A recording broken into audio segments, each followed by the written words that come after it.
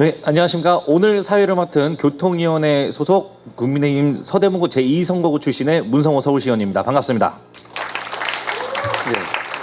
네. 전문가와 그리고 지역 관계자 여러분들의 의견 수렴과 토론을 통해 별내선 개통에 따른 혼잡도 개선 방안을 함께 모색하고자 이렇게 개최하게 되었습니다. 그럼 지금부터 별내선 개통에 따른 혼잡도 개선 방안 모색을 위한 토론회를 시작하겠습니다. 이어서 오늘 토론회를 빛내주시기 위해 참석해주신 내빈을 소개해드리겠습니다. 의정사상 서울특별시의회 의정상 최초 여성 의장이십니다. 서울특별시의회 최우정 의장님 참석해주셨습니다. 또 공정을 위한 한판 업어치기 승부 서울특별시의회 이성배 국민의힘 대표님 함께해 주셨습니다. 네, 다음은 위원회와 의원님들 일괄 소개 올리도록 하겠습니다. 접수된 순서로 먼저 드릴게요. 프로 골퍼입니다. 최진혁 주택공강위원회 위원님 함께 하셨습니다. 네, 미소 속에 숨은 검 김기령 도시계획균형위원회 위원장님 함께 해주셨습니다. 네. 조희연 사냥꾼 정지용 교육위원회 위원님 함께 하셨습니다. 네. 네, 전 국가대표 송경택 문화체육관광위원회 부위원장님 오셨습니다. 네. 잔잔하지만 거센 파도 이경숙 교통위원회 부위원장님 오셨습니다. 네. 교통위원회 큰 기둥 이종태 교육위원회 위원님 오셨습니다.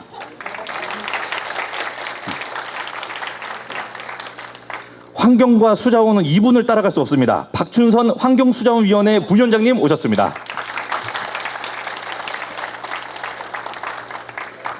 우리 위원회의 큰 어르신입니다. 김영철 주택공간위원회 위원님 오셨습니다. 약해 보이지만 강해 보이는 사나이 이상욱 도시계획위원 도시계획균형위원회 부위원장님 오셨습니다. 여의도에서 서울시의회까지 김종길 주택공간위원회 위원님 오셨습니다. 네.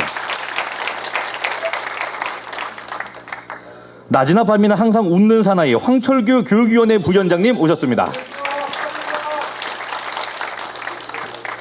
열라면처럼 뜨거운 남자 서상열 도시계획균형위원회 위원님 오셨습니다. 네. 항상 차분해 보이지만 강력한 고발 요정 이종배 문화체육관광위원회 위원님 오셨습니다. 네, 먼저 개회사가 있겠습니다. 이 자리를 마련해 주신 서울특별시의회 도시안전건설위원회 김혜지 위원님의 개회사가 있겠습니다.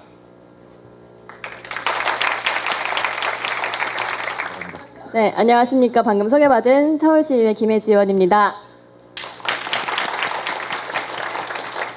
오늘 사실 회기 중에 뭐 상임위가 열리는 날도 아니고 조금 많이들 안 나오시는 날인데 이렇게 자리해주신 최우정 의장님 또 이성배 대표님 비롯해서 많은 의원님들 와주셔서 너무 감사드리고 또 우리 암사동 주민분들이 한 20명 정도 이렇게 오셨고 우리 여기 상일동에 회장님 박용식 회장님도 오셔서 이렇게 봉사해주시고 계시는데요.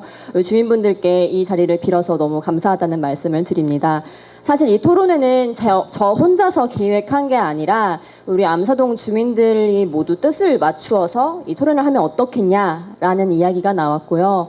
특히 이 8호선이 별내로 개통이 된 거를 많이들 알고 계실 겁니다. 근데 이 별내선으로 개통이 되다 보니까 남양주에서 구리에서 다 타고 내려와서 이제 서울에서 타려고 하니까 탈 수가 없는 지경에 이르는 겁니다. 지금은 뭐 휴가철이고 뭐 이래서 조금 혼잡도가 150% 정도 된다고 보고를 받았는데요. 아마 더 나아갈수록 이 지하철 이용하시는 분들이 많아져서 더 복잡해지고 안전사고도 좀 위험에 있을 거라고 생각을 하는 바입니다. 그래서 그를 대비하기 위해 또 근본적인 해결 방안을 논의하기 위해 이 토론회를 열게 되었습니다.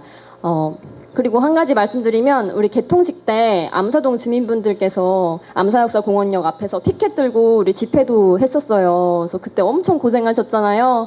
너무 감사드립니다. 그때 빌어서.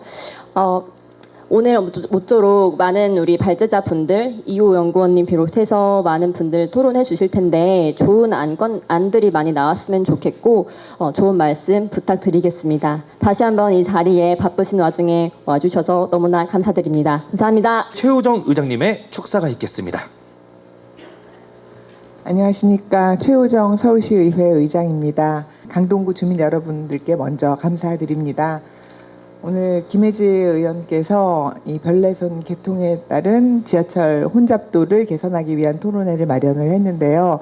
이 자리에는 김혜지 의원님을 비롯해서 강동의 김영철 의원님, 박춘선 의원님, 또 이종태 의원님, 지금 오지는 못했지만 행자위원장인 장태용 의원님들이 똘똘 뭉쳐서 강동의 교통에 대해서는 정말 열심히 일하는 거를 제가 지난 2년 동안 보고 저도 반성할 정도로 참 열심히들 하셨습니다. 특히 김혜지 의원은 그 지하철 5호선 출퇴근 시간에 증차한 거 여러분들 알고 계시죠? 그게 굉장히 어려워요. 말로는 그냥 했으니까 쉽게 했겠거니 하지만 쉬운 일 아니거든요. 늘 보면 강동 이 의원들은 김혜지 의원은 교통 분야에서, 박춘선 의원님은 또 환경 수자원 분야에서, 김영철 의원님은 도시계획위원회에서 그 둔촌 주공아파트 재건축한다고 정말 애쓰시고, 이종태 의원님은 또 아이들 학교 개선을 위해서 끝까지 교육위원회를 고수하고 계시거든요. 주민분들 믿고 이 의원들한테 힘 실어주시면 서울시 뭐 예산이건 조례건 뭐 교통이건 다 강동이 빛날 수 있을 거라고 생각하면 될 것 같습니다. 그리고 이 자리에 의리를 지켜서 오신 우리 동료 의원 여러분들께도 감사드립니다. 서울시 의회가 참 열심히 일하고 있습니다. 여러분들 밖에서 보면 도대체 시의원들은 무엇을 하나 하면서 좀 의아해하시는 분들도 있는 것 같지만요. 저희들 정말 늘 항상 주민 곁에서 일하는, 아마 나태주 시인의 꽃이 있을 거예요. 가까이 보아야 이쁘다 너도 그렇다. 저희들 이쁜 눈으로 가까이 봐주시면 정말 열심히 일하는 모습 볼 수 있을 것 같습니다.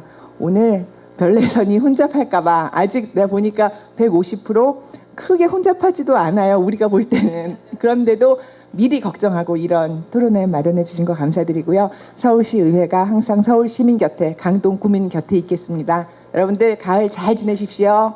다음으로 서울특별시의회 국민의힘 이성배 대표님의 축사가 있겠습니다. 안녕하십니까. 국민의힘 원내대표 이성배 의원입니다. 멋진 사회로 처음부터 분위기를 이끌어주신 우리 문성호 의원님, 어디 인사말 학원 다니는 줄 알았습니다. 네, 너무 재밌게 위트 있게 해주셔가지고 너무 감사하고요. 이 동남에서 동북을 잇는, 동북에서 동남을 잇는 선이 이 8호선 별내 구간이 확장되면서 교통편은 많이 좋아졌지만 사실 저희 지역에도 잠실에 이 8호선이 지나가고 있습니다. 어떻게 보면 잠실은 많은 환승객들이 갈아타는 구간이다 보니까 이렇게 혼잡도를 강동에 비해서는 많이 느끼지 못했는데 150% 된다라고 하니까 이게 안전에도 문제가 되지 않을까 사실 조심스럽게 염려를 해봅니다. 오늘 이 토론회 개최를 통해 가지고 이 혼잡도라든지 이런 안전에 대한 부분들을 우리 교통공사에서 오늘 이런 부분들에 대해서 세심하게 신경 써 주셔가지고 한 분 한 분 이용하실 때 불편함이 없었으면 좋겠습니다. 특히 우리 강동구 암사랑 그 5호선하고 구리랑 저기 천호동 이쪽에서 5호선과 경춘선, 경의선이 연결되다 보니까 그 외부의 경기도에 사시는 주민들이 이쪽을 타고 오시면서 중간에 낀 샌드위치 구간이 암사 이쪽 구간 같습니다. 이분들이 2호선 타고 잠실에서 환승하기 전까지 오히려 많은 피해를 보시는 게 우리 암사 주민분 같은데요. 이런 뭐 그 짧은 구간이라도 전철이 뭐 들어와서 출퇴근 시간에 뭐 배차가 된다면은 좀 혼잡도가 좀 해소되지 않을까 생각합니다. 이 토론회를 통해 가지고 이런 안전과 교통에 대한 흐름이 좋아졌으면 좋겠습니다. 이번 주에 도시안전건설위원회 위원님들 토론회만 3번을 갔습니다. 네, 굉장히 활발하게 의정하고 활동하고 있는 우리 김혜지 의원님께 다시 한번 감사 인사드리고요. 존경을 표합니다. 네, 감사합니다. 마지막으로 서울특별시 김병민 정무부시장님의 축사를 근데 이분께서 운영위원회 회의 참석으로 좀 부득이하게 불참되는 바람에 영상 인사로 주민들께 인사 올리도록 하겠습니다. 양해해 주시기 바랍니다. 안녕하세요. 서울시 정무부시장 김병민입니다. 별내선 개통에 따른 혼잡도 개선 방안 모색을 위한 토론회 개최를 진심으로 축하드립니다.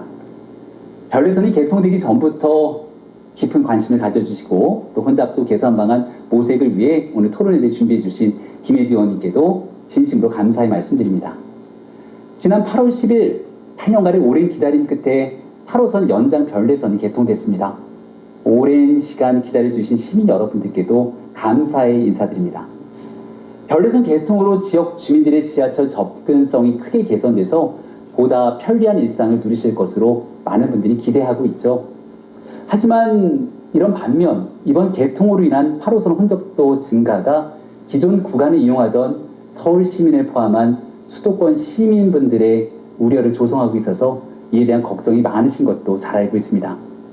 시민 불편 해소를 위해 대응 방안 마련이 절실히 필요했던 때에 별내선 개통에 따른 혼잡도 개선 방안 모색을 위한 토론회를 개최해 주신 서울시의회에 또한 감사드립니다. 서울시는 별내선 개통에 따른 8호선 혼잡도를 해소하기 위해 열차를 추가 투입하고 또 기존 열차도 증회 운행을 하고 있습니다.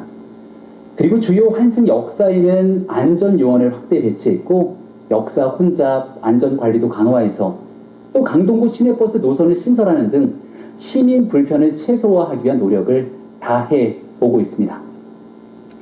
앞으로도 관계 부처, 지자체, 여러 기관들과 협의해서 열차 추가 증차 등 시민 불편 해소를 위해 서울시가 최선을 다해 나갈 겁니다. 오늘 토론회에서 논의되는 고견들은 보다 안전하고 쾌적한 서울 지하철 이용 환경을 조성할 수 있는 정책에 꼭 반영할 수 있도록 최선을 다하겠다는 말씀도 다시 한번 드립니다. 다시 한번 오늘 토론회 개최를 진심으로 축하드리고 참석하신 모든 분들의 행복하고 안전한 서울의 일상을 기원합니다. 고맙습니다.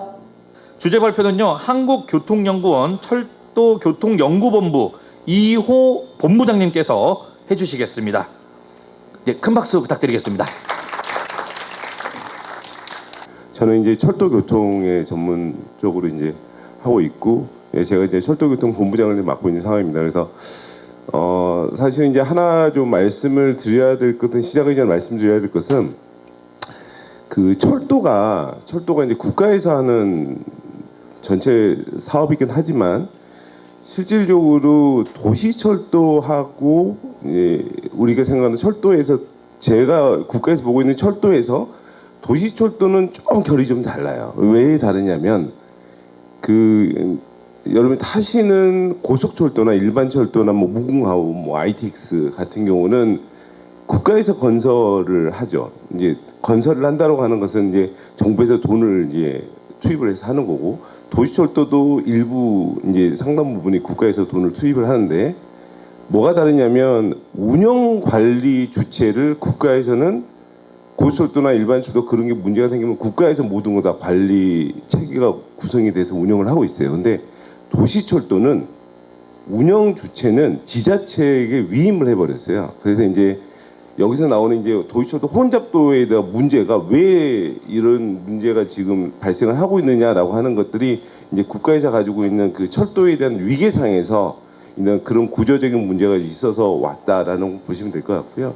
그래서 제가 이제 여기서 이제 소도에서 이 말씀을 드리는 이유가 뭐냐면 실질적으로 저희는 이제 도시철도 같은 경우는 이제 국가적인 교통을 담당하다 보니까 실질적으로 건설이나 계획 쪽에 저희가 많이 특화가 되어 있고 실질적으로 이제 운영 쪽에는 저희들이 사실은 그 국가 업무적인 부분에 살짝 빠져 있어요. 그런데 이 도시철도 혼잡 부분에 대해서는 제가 사실상 거의 10년 전부터 이제 계속 그 이슈를 만들고 계속 이제 해왔던 부분이라 오늘 제가 이제 그동안에 고민해놨던 걸 좀 이제 말씀을 좀 드리고 여기서 이제 같은 그 여러 가지 아이디어를 좀 구하면 좋겠다라는 부분으로 오늘 이 자리에 서게 됐습니다. 먼저 이제 그 우리나라는 되게 이제 그 지역 균형 발전이라는 화두들이 지금도 되게 화두지만 거의 20년 동안 계속 지역 균형 발전을 떠들고는 있습니다. 사실은. 그런데 이제 1990년부터 2021년까지 지역 균형 발전을 떠들고 있지만 그 GRDP라고 하는 그 경제적인 부분을 보게 되면 수도권은 계속 올라가고 있는 거예요.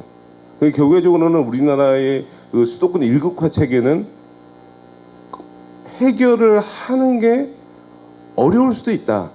지금 이 상황 수도권에 대한 사람이 몰리고 하는 부분은 어떻게 강제적으로 할 수 있는 부분이 아닐 수도 있겠구나라는 것들이 지금 이제 그 제시되고 있는 부분인데 그렇다면 이제 실질적으로 이제 이런 것들이 이제 수도권에 이런 문제가 오게 되면 다 이제 경험하고 계시는 것처럼 사람들이 많이 살게 되면은 어떤 사회적인 문제들이 많이 발생하고 교통에서는 교통 혼잡이라는 문제는 뗄래야 뗄 수 없는 부분인데 이제 2019년 기준으로 보게 되면 이제 이 분담률이라고 하는 것이 개인적으로 어떠한 교통수단을 타느냐를 이제 조사하는 게 분담률입니다. 교통에서는 보시게 되면 대중교통 분담률, 이게 대중교통 전체 100 중에 수도권에 사는 사람들이 대중교통을 타는 버스나 철도를 타는 비율이 약 27% 정도 된다는 거예요. 나머지 한 뭐 73%는 승용차도 타고 뭐 다른 것도 타고 그런 부분인데 대부분 다 승용차가 좀 많은 부분을 차지해요. 이게 보시기에는 버스나 철도가 7%다. 그런데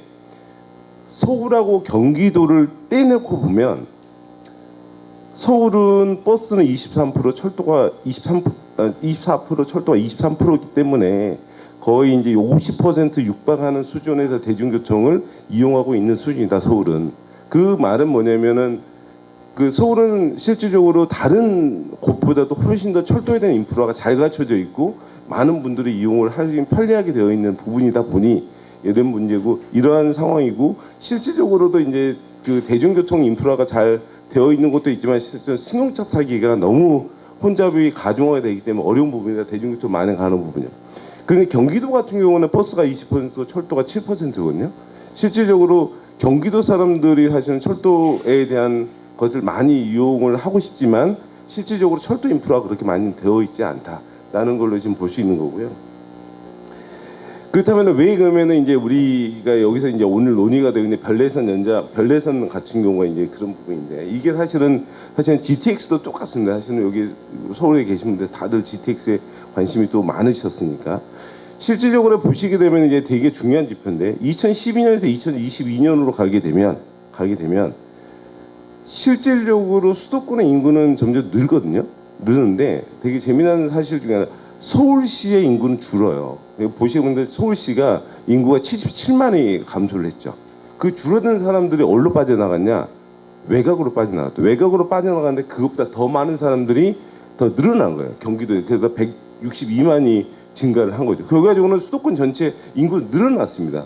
다만 서울시는 줄고 경기도 쪽은 더 늘어나고 그런 현상인데 왜 그런 현상이 일어났느냐라고 보게 되면 신도시에 대한 부분이 이제 이슈가 되는 거죠. 그래서 보시는 것 같아요. 1기 신도시, 2기 신도시, 3기 신도시까지 와서 3기가 36만 호, 뭐 점진적으로 서울을 중심으로 점점 퍼져나가고 있는 구조입니다.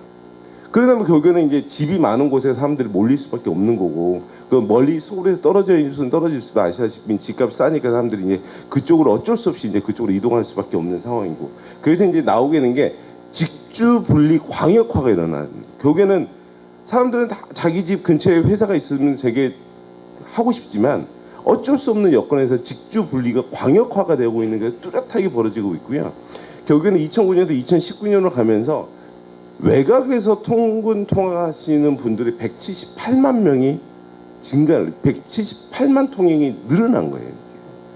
그러다 보니까 이제 통행이라고 하는 것들이 이제 그렇게 이제 멀어지는 거다 보니 이게 기본적으로 이제 가지고 있는 수도권에서 출퇴근의 문제인데, 출퇴근이 멀어지다 보니까 출퇴근 시간이 당연히 늘어날 수밖에 없는 거예요. 그래서 맨 왼쪽에 있는 거 보시게 되면 30분 이상이던 사람들이 10년 동안에 5.4%가 증가되고 있는 수치를 보여주고 있고, 특히 경기도 평균 출퇴근 왕복 시간은 전국에서보다도 20%가 더 긴 걸로 조사가 되고 있습니다.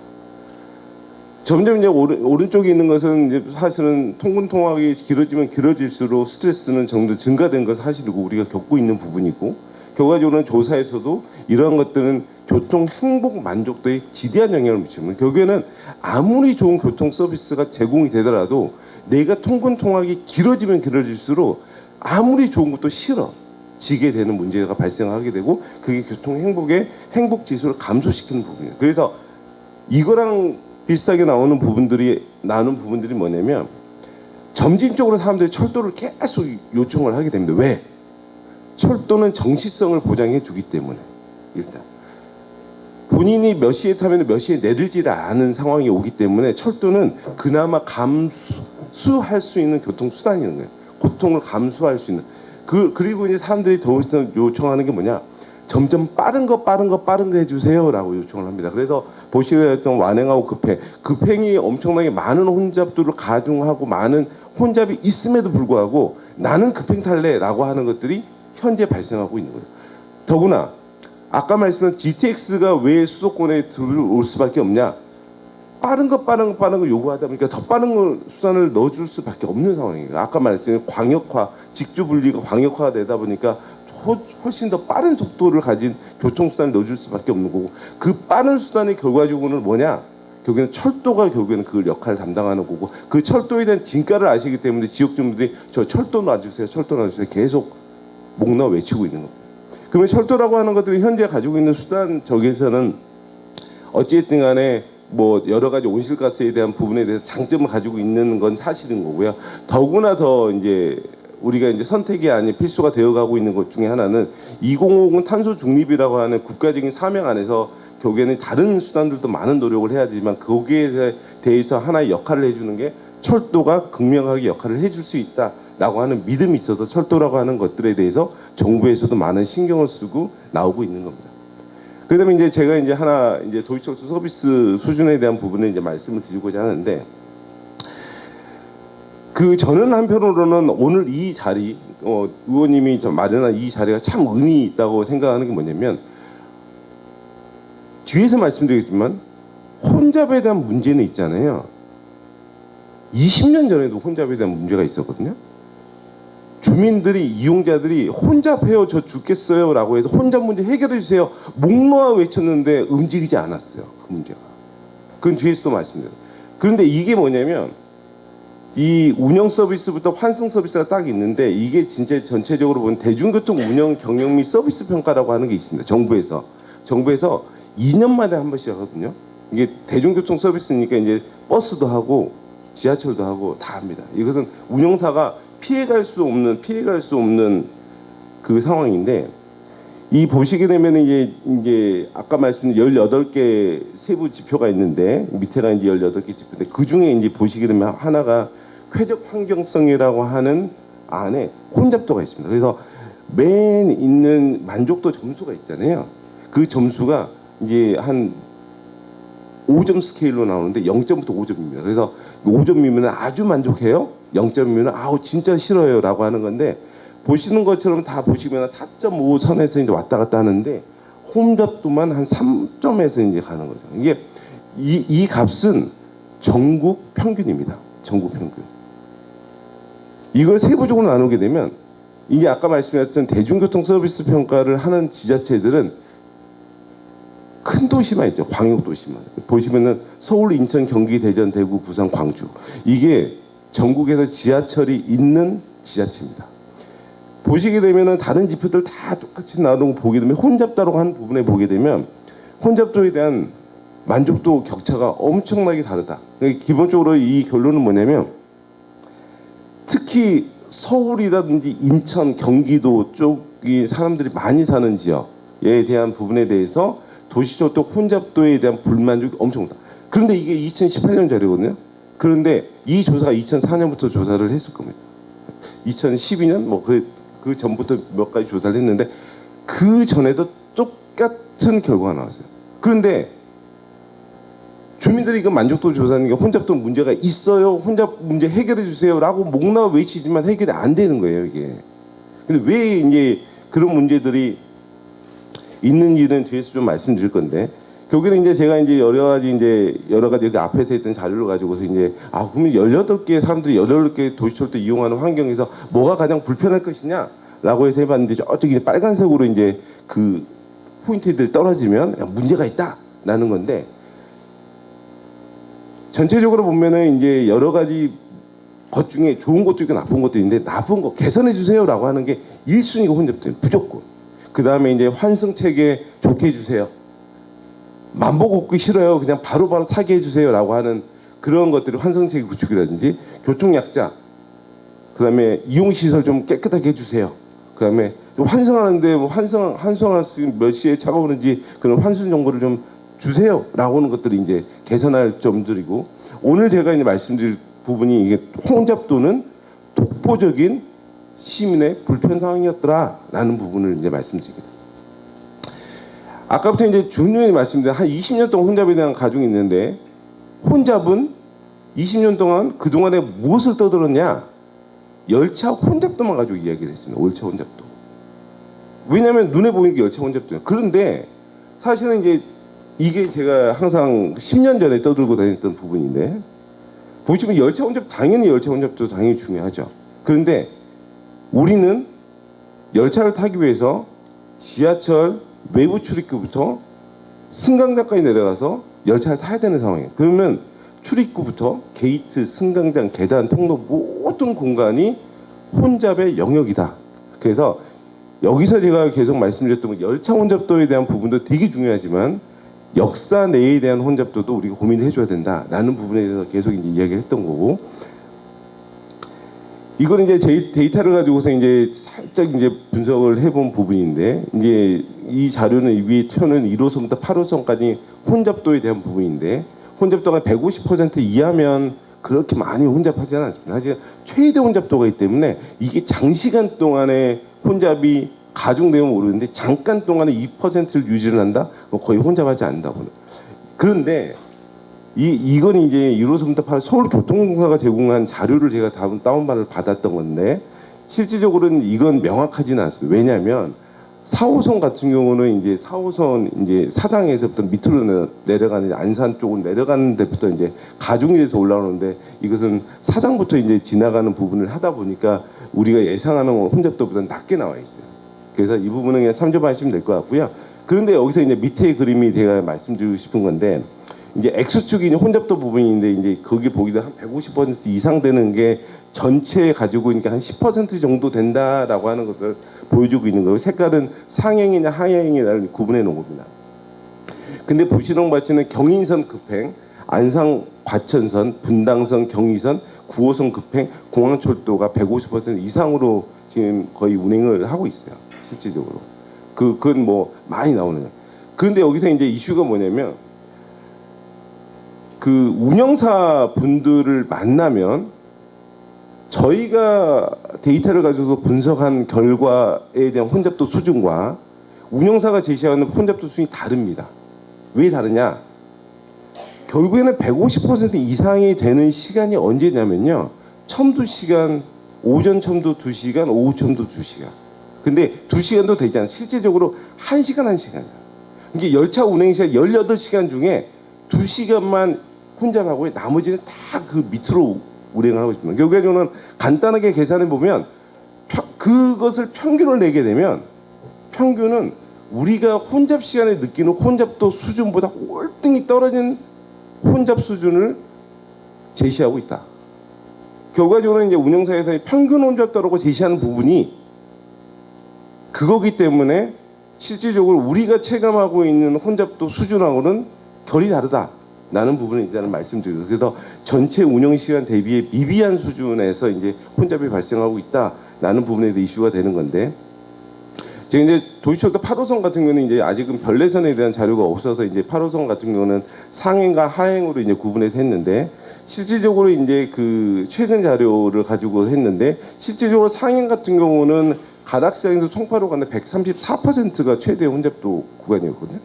그리고 이제 하행 같은 경우는 이제 몽촌 토송에서 잠실간 143%가 순간 쪽으로 최대 이제 혼잡도, 이것은 열차 혼잡도인데 실질적으로 이제 143%나 134% 수준은 그 이제 데이터만 가지고도 이야기를 말씀드리면 그렇게 막 난리 나고 그런 수준은 아니다. 우리가 김포 골드라인만큼의 수준은 아니다라는 게 이 데이터에서 보여주고 있는데, 근데 이제 여기서 재미났던 부분 중에 하나는 8호선 같은 경우는 이제 시작점, 상행이다 하행인데 시작점 있잖아요.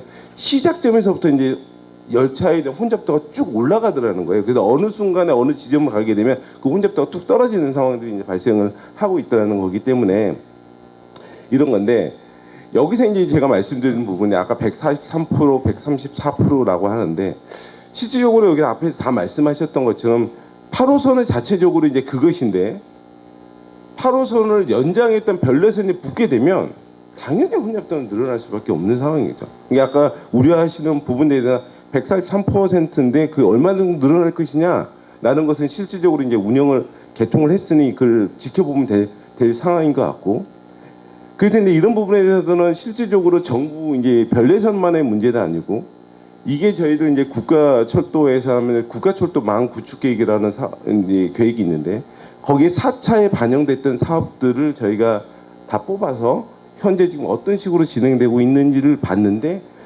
이제 추진 단계라고 하는 게 있잖아요. 그게 중요한 건 예타 탈락이라고 하면 이 사업은 안 돼라고 보시면 되고, 탈락이 적어져 있지 않다라고 하면 이 사업은 곧 되겠네라고 보시면 돼요. 그래서 보시게 되면은 별내선 연장 같은 경우는 이제 예타 탈락에서 좀 마음이 아프긴 하지만, 일단 별내선 연장이 되게 되면 지금 현재 논의된 것보다 더 많은 혼잡이 가중될 수 있는 부분이기 때문에 분명히 대책이 나중에 예타가 통과되게 되면 실질적으로 더 많은 대책이 돼야 되는데, 이거랑 비슷한 것들이 송파 하남선이었는데 강동 하남 남양선 같은 경우가 지금 여기에 계시는 주민분들이 고민하고 계시는 그런 혼잡도를 가중하게 될 수 있는 연장 사업들이다라고는. 그게 정부에서는 이 별내선이 유일한 연장 사업은 아니고 보시는 것 같이 점진적으로 연장 사업들이 많아지고 있는 건 사실입니다. 그 부분이 결국에는 아까 말씀드렸던 것처럼 직주 분리가 광역화가 되기 때문에 어쩔 수 없이 철도가 점점 늘어날 수밖에 없어요. 연장해서 갈 수밖에 없어요. 그래서 우스갯소리로 제가 세종 사는데 점진적으로 철도가 밑으로 내려오면 부산까지 내려갈 수도 있겠구나라는 생각을 우스갯소리로 하게 합니다. 그게 이제 요즘에 철도 사업의 트렌드예요. 연장하는 부분은. 그래서 연장하게 되면 여기 고민하신 것처럼 혼잡은 가중되기 때문에 이 부분에 대한 것은 분명하게 고민을 하자라고 해서 이 토론회가 마련되었으니, 그 부분에 대해서는 우리가 한번 좋은 저 내용도 있지만 토론자분들이 많은 내용을 하실 걸로 생각합니다.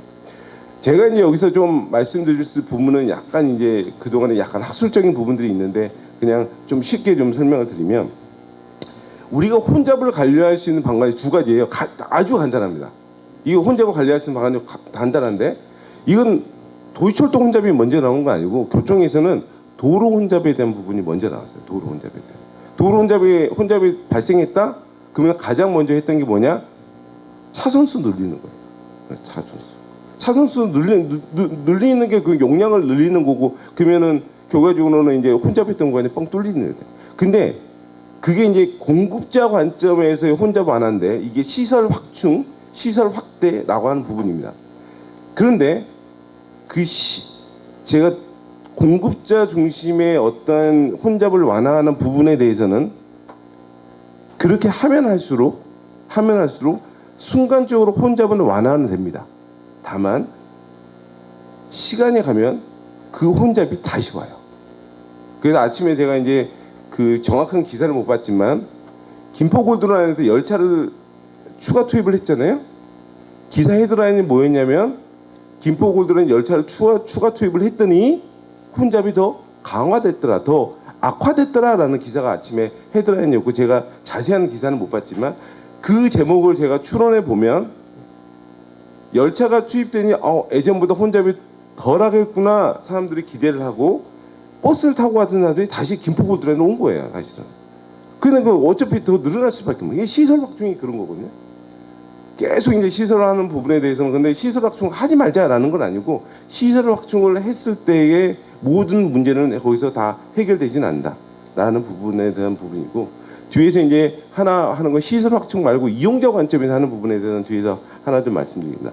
그럼 시설 확충 관점에서 이제 우리가 그 많이 이제 정부에서 이야기하고 있는 것이 뭐냐면, 도시철도 정거장 및 환승 편의 시설 설계 지침이라는 게 있고, 이 설계 지침에 따라서 모든 공간들을 설계하도록 되어져 있습니다.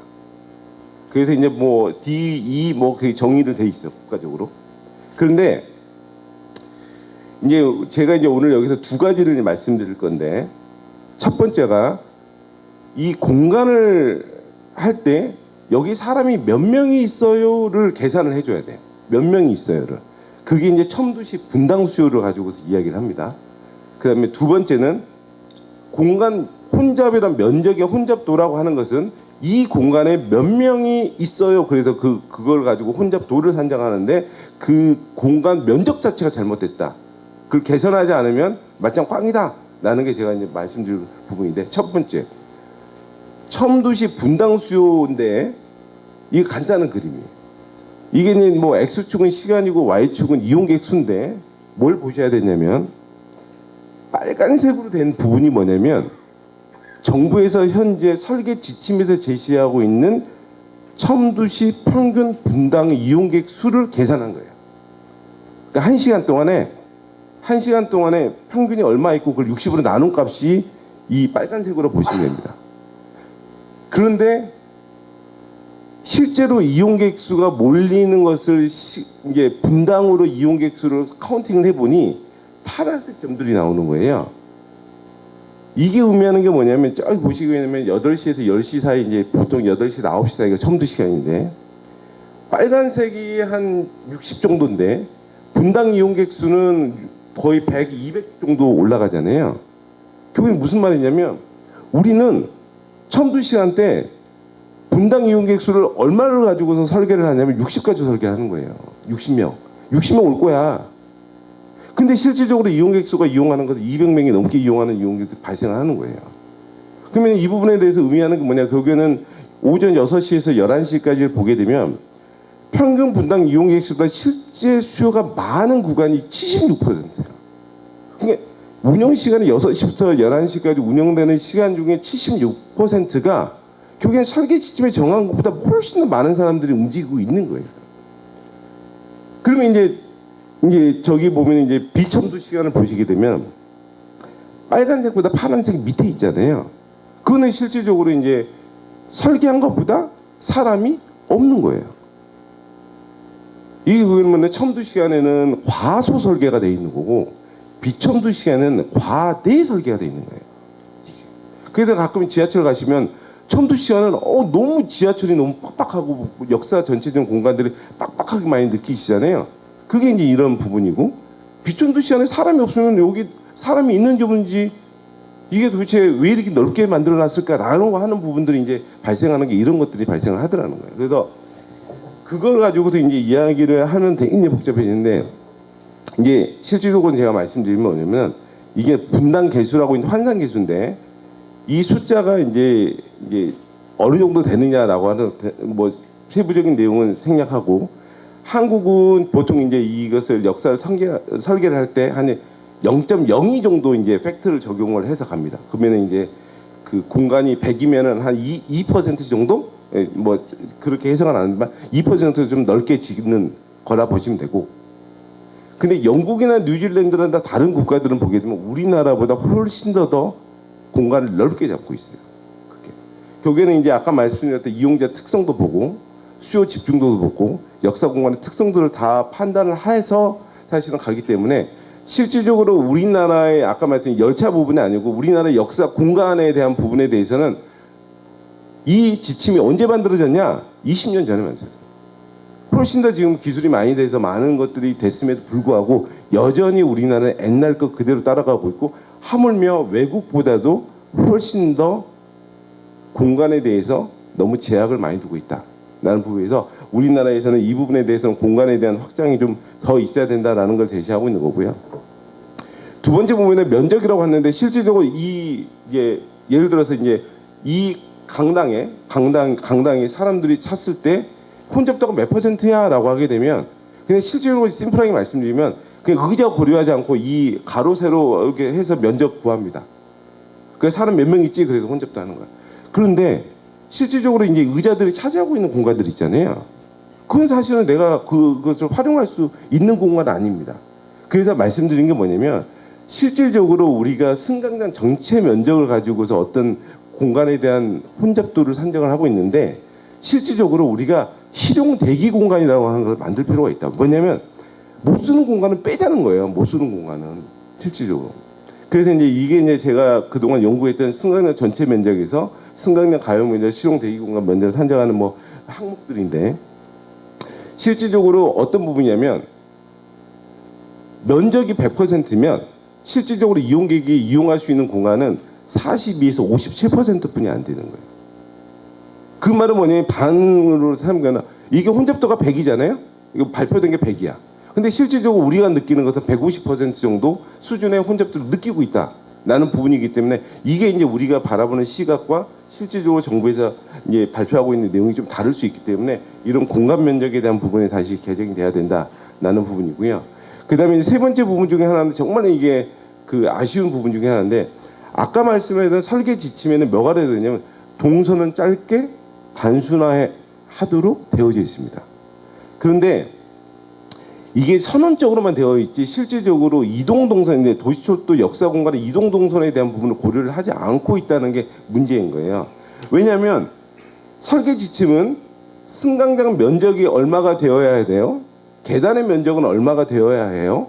외부 출입구 공간은 얼마가 되어야 돼요? 이 공간에 대한 면적을 설계 지침을 지정을 하고 있어요. 근데 우리는 그 공간을 점프해서 다니지는 않거든요. 공간을 걸어서 이동해 다니고 있지. 근데 어디서 이제 이런 문제가 발생하면 우리가 이제 공간을 이동하면서 이 공간과 공간의 연결고리를 제대로 잡아주지 않으면 실질적으로 이동하면서 사람들하고 계속 부딪히는 문제가 발생한다. 그래서 이 부분은 되게 운전을 하시니까 어디서 보시면 되면 고속도로 내려간다고 램프에서 빠져나오고 나가는데 옆에서 램프를 빠져나오고 어떤 사람은 램프 안으로 들어가려고 하는 그 구간이 있잖아요. 그게 이제 위빙 구간이라고 이야기를 하는데 거기를 보면 거기 잘못 설계하면 사람들 거기서 혼잡이 엄청 발생합니다. 상충 문제가 발생하기 때문에 똑같습니다. 도시철도도 공간과 공간에 대해서 연결된 동선에 대한 부분을 고려하지 않으면 이게 문제가 되는 부분이고 그래서 실질적으로 제가 제안했던 부분들이 뭐냐면 공간과 공간의 연결성이 되게 중요하기 때문에 이동 동선에 대한 것들을 명확하게 이동 동선에 대한 적정성이 있는지를 분명히 하고 상충이 발생하는 부분에 대해서는 상충 문제를 해결할 수 있는 여러 가지 대안들을 제시해야 된다라는 거고 그다음에 이제 뉴질랜드 같은 경우는 실질적으로 공간에 대한 면적도 되게 중요하지만 실질적으로 공간에서 공간으로 이동할 때 우리는 공간에서 공간에 이동할 때 몇 분으로 갈 목표치를 정해놓고 있습니다. 결국에는 메인 위가 역사 외부 출입구에서 승강장까지 갈 때는 뉴질랜드는 5분 안에 도달하도록 되어져 있어요. 딱 시간은. 이게 공간 면적만 중요한 게 아니라 실질도 아까 말씀드렸던 훨씬 이용객들이 좀 빠르게 이동할 수 있고 편리하게 이동할 수 있는 그런 설계 지침이 되어 있는 부분이기 때문에 이런 부분이 이제 되어야 될 부분이고요. 그게 이제 앞서 말씀드렸던 이제 부분들은 이제 공급자 관점, 시설 확충에 대한 부분인데 사실 이제 시설 확충에 대한 부분은 여러 가지 이제 아까 말씀드렸던 모든 게 답은 아니다. 이걸로 인해서 사람들이 다시 많아지면은 혼잡이 가중될 수 있기 때문에 이런 모니터링을 해야 될 필요는 있고요. 두 번째 부분이 제가 이제 예전부터 10년부터 이제 계속 이야기를 하고 있는데 이용자 관점에서 어떤 혼잡에 대한 부분을 좀 터치를 하자라고 하는 부분이 있는 거죠. 예를 들어서 이제 교통에서는 보시게 되면은 아까 도로 혼잡이 발생하게 되면 도로를 용량을 확충하는 부분을 했지만 그걸로는 용량이 해결이 안 된 거예요. 그래서 어떻게 했냐? 요즘에 T맵이라든지 뭐 그런 거 내비게이션 사용하시잖아요.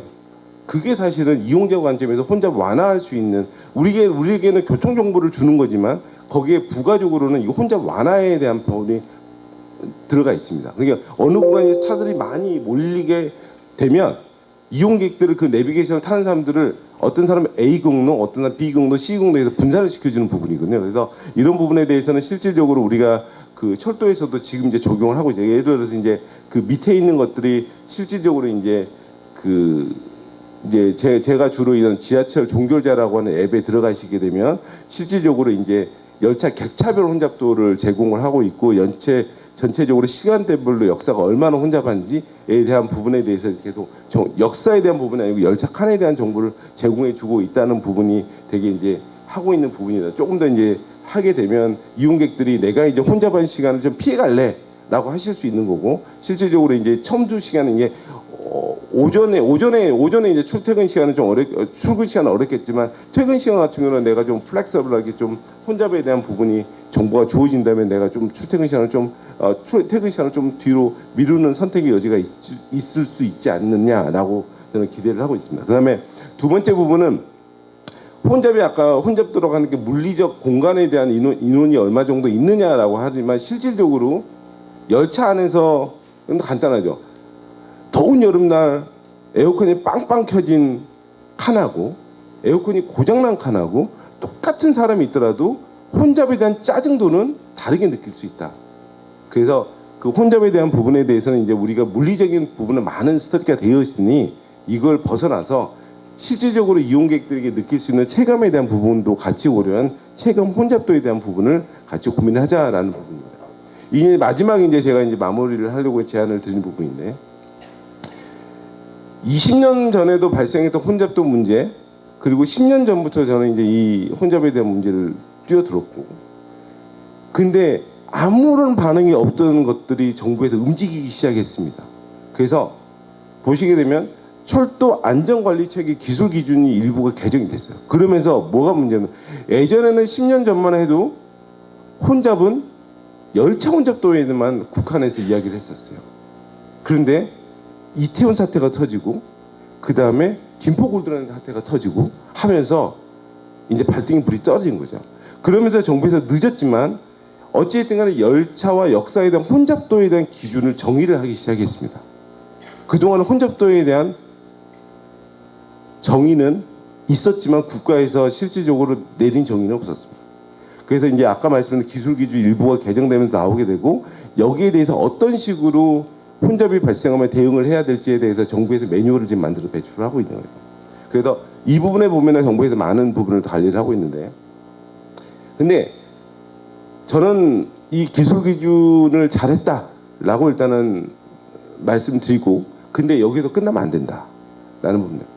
여기서 되게 중요한 부분인데 왜냐하면 아까 제가 서두에 말씀드렸듯이 철도라고 제가 하고 있는 철도라고 하는 부분이 도시철도와 도시철도 아닌 철도가 다르다고 말씀드렸잖아요. 뭐가 다르냐? 국가에서 운영을 관여를 하느냐 안 하느냐의 차이가 있습니다. 결국에는 그 부분은 뭐냐면 국가에서 운영을 관여를 안 하잖아요. 그러면은 정부에서는 돈을 줄 마음이 없습니다. 줄 마음이 없어요. 참고적으로 도시철도 같은 경우는 6대4 정부에서 건설비의 60%를 정부에서 내고 40% 지자체가 됩니다. 그러니까 서울시는 좀 다르죠. 50대 50으로 알고 있는데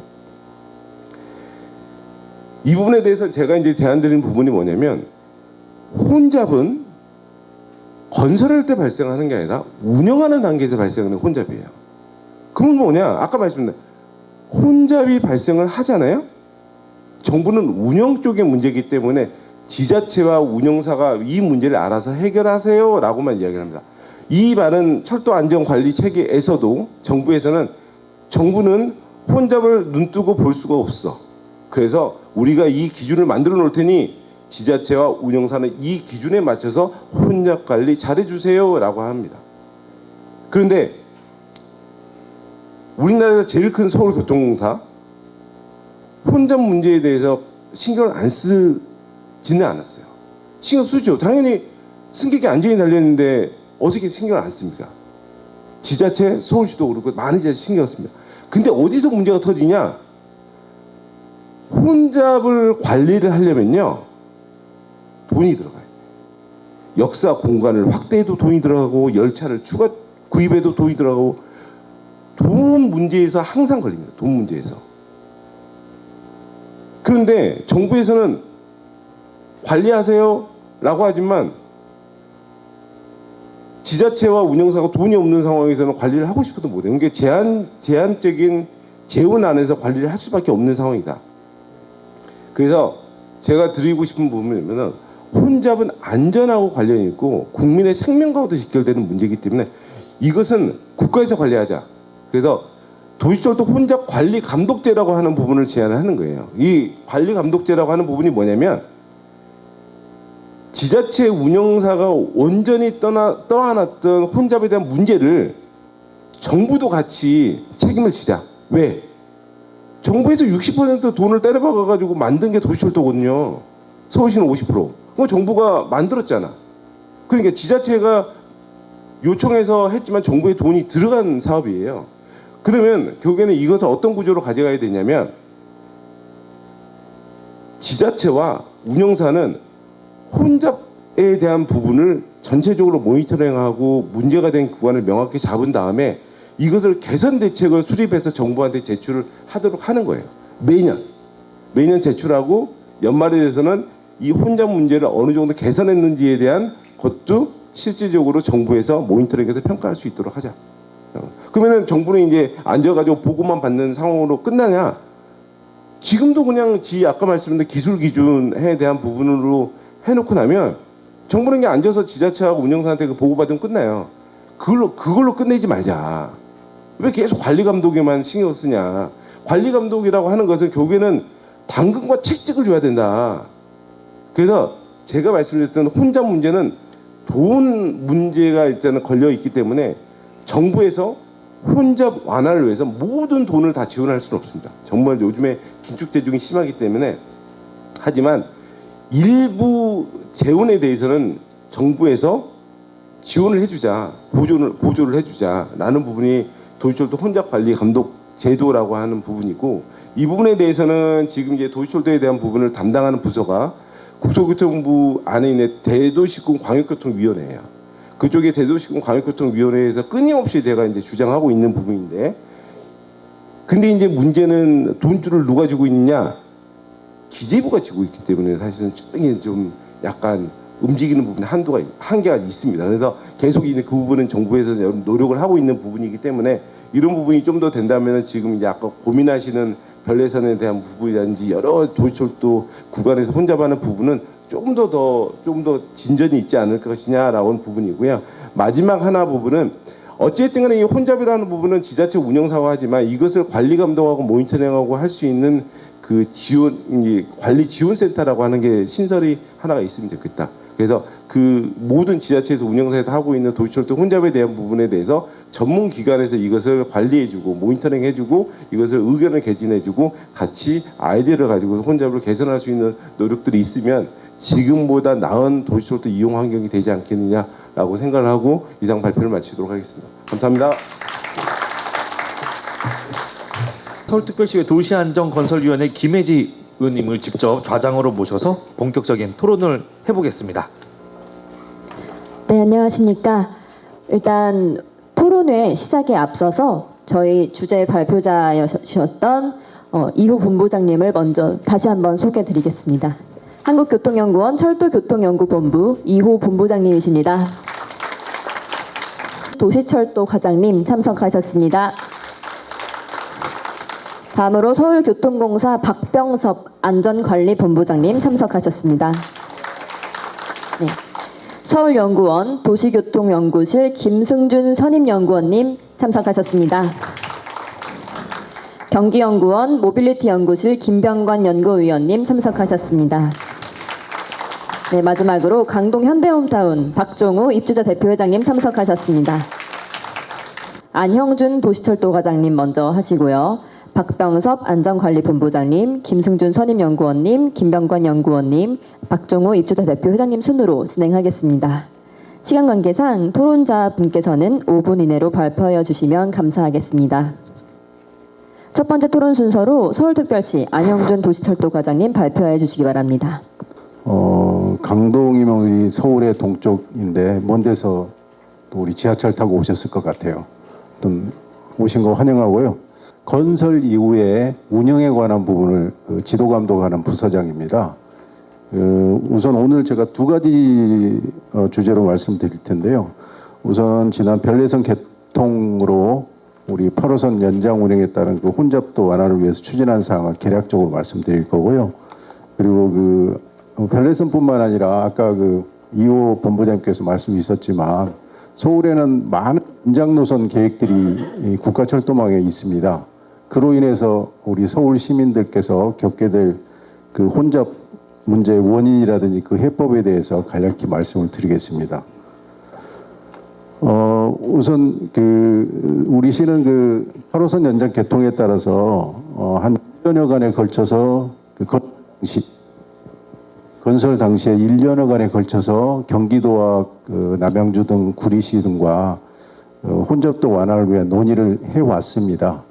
그러나 아시겠지만 그렇게 의미 있는 합의안은 도출이 안 됐습니다.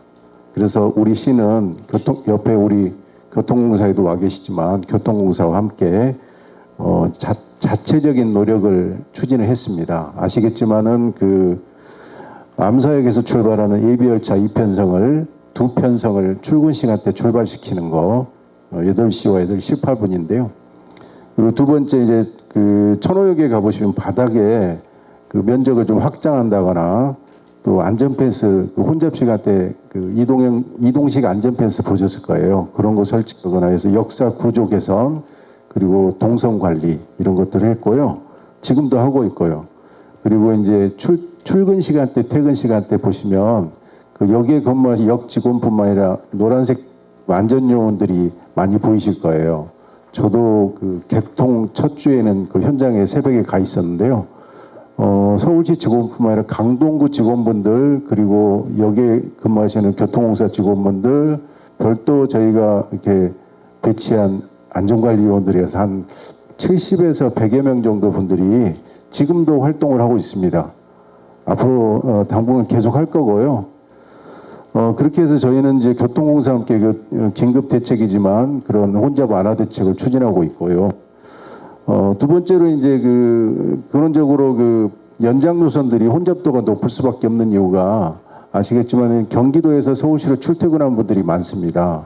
이게 이제 이 강동 지역도 그렇지만 저쪽에 서울 서남 쪽도 그렇고 서쪽 부분에 고양 쪽도 그렇지만 연장 노선들이 앞으로 계획되어 있는데 그 근본적인 원인이 일단 경기도 쪽하고 그러니까 서울의 연장 노선을 원하는 그 지자체와 그 연장으로 인해서 서울로 유입되는 분들로 인해서 그 인근에 거주하는 우리 강동 같은 강동구를 같은 경우 그 혼잡의 영향을 받습니다. 지하철에서. 저도 직접 타봤고요. 그런 거에 대해서 인식이 좀 다릅니다. 그러니까 이제 크게는 혼잡도 그러니까 경기도가 서울 구간에 미칠 혼잡도 영향 분석을 하긴 했는데 좀 더 객관적으로 하지 못했다는 부분이 있습니다. 저희가 볼 때는 그 연장이 개통됨으로써 가장 혼잡도가 아까 그 피크 시간대 한 165 이상이 나올 거로 보고 있는데 경기도에서는 그렇게 높게 보질 않고 있습니다. 그거에 대해 객관적인 검증이 필요했던 아쉬움이 있었고요.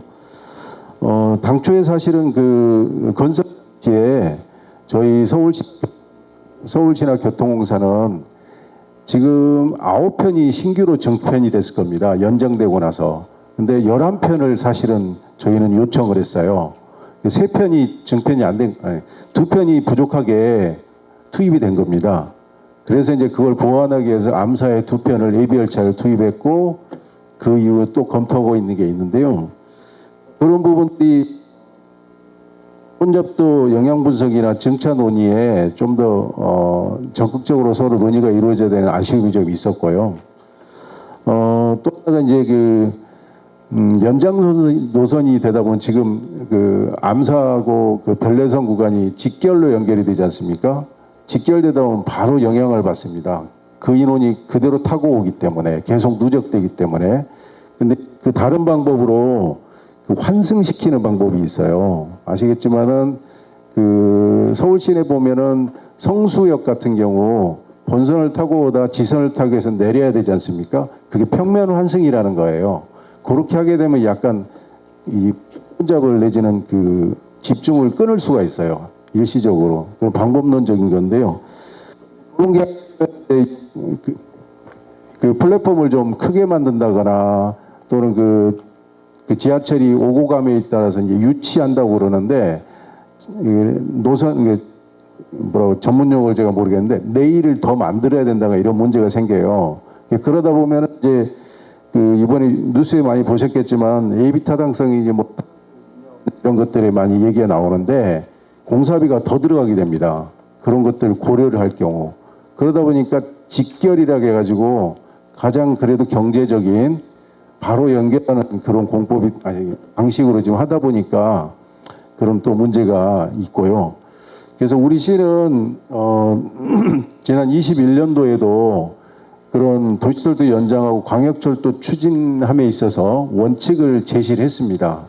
평면 환승 원칙이라는 걸 아까 말씀드렸는데 그걸 제시를 했었고, 그 다음에 이번에 경기도하고 협의 과정에서도 23년 1월경에는 본선 구간인 우리 서울 시내 구간에 혼잡을 개선하기 위해서 추진 원칙을 지키자 이렇게 우리가 공문도 시행을 하면서 의논을 계속 해왔었고요.